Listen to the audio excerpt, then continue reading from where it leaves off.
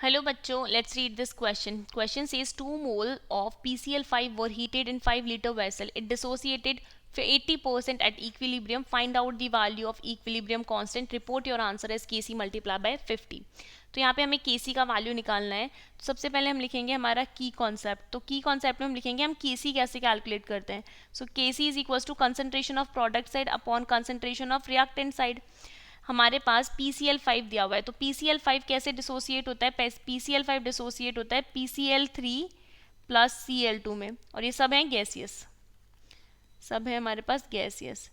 तो अब हमारे पास इनिशियली 2 मोल प्रेजेंट है PCl5 के, और यहाँ पर 0 मोल्स प्रेजेंट है.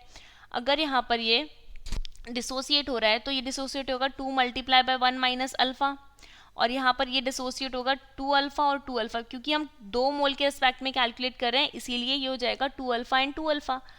अब हमारे पास जो अल्फा की वैल्यू है वो गिवन है, हमें पास 80% डिसोसिएशन हो रहा है, तो alpha will be equals to 80 divided by 100, so this is equals to 0.8.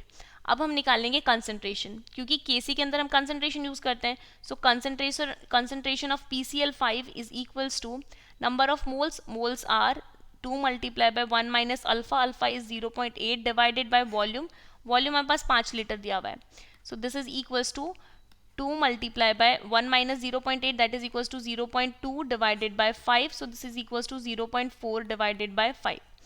Now the concentration of PCl3, this is equals to 2 alpha, so 2 multiplied by 0.8 divided by 5, so this is equals to 1.6 divided by 5, and this is also equals to the concentration of Cl2, क्योंकि हमारे पास similar value दिया हुआ है.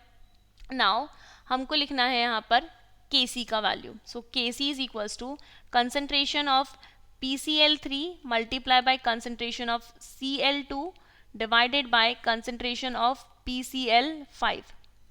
तो PCl3 का concentration हमारे पास कितना आया है, PCl3 और Cl2 का कंसंट्रेशन सेम है, that is 1.6 multiply by 1.6 divided by 5 multiply by 1.6 divided by 5 upon here it is 0.4 divided by 5.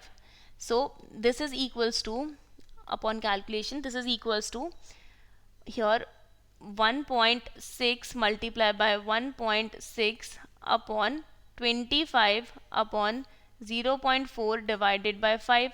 Further we can write 1.6 multiplied by 1.6, that is equals to 2.56. So 2.56 divided by 25 multiply by here 5 divided by 0.4.